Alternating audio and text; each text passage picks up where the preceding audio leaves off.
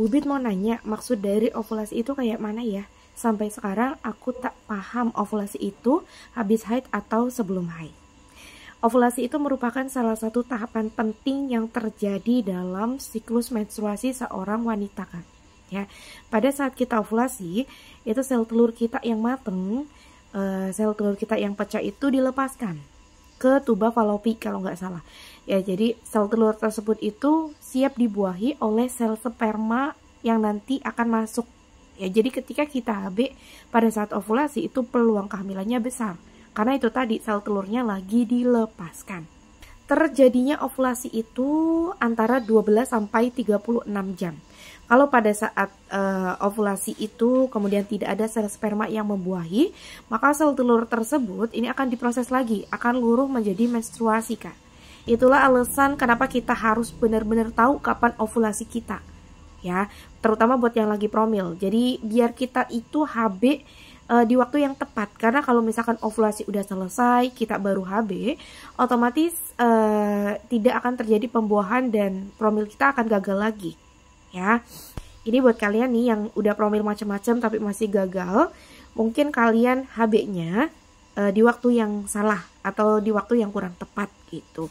Nah, kalau misalkan kita HB beberapa hari sebelum ovulasi, ya 1 atau 2 hari sebelum ovulasi, itu tetap ada peluang kehamilannya. Ya, itu yang dinamakan masa subur ya, 3 hari sebelum kita ovulasi. Itu kita masuk masa subur. Kalau kita HB pada saat masa subur, itu tetap ada peluang kehamilannya. Kenapa? Walaupun sel telur kita belum dilepaskan, yang namanya sperma itu kan bisa bertahan sekitar 3-7 hari nih di dalam. Nah, di dalam itu bisa bertahan. Nah, ketika sel telur kita dilepaskan pas ovulasi itu, sudah ada sel sperma yang siap membuahi. Itulah gunanya kita HB rutin 2 atau 3 hari pada saat masa subur. Ya, jadi walaupun belum dilepaskan, sel sperma itu bisa bertahan gitu, nunggu sampai sel telurnya itu dilepaskan atau matang. Tapi kalau misalkan kita HB-nya sesudah ovulasi selesai, ya itu akan sia-sia.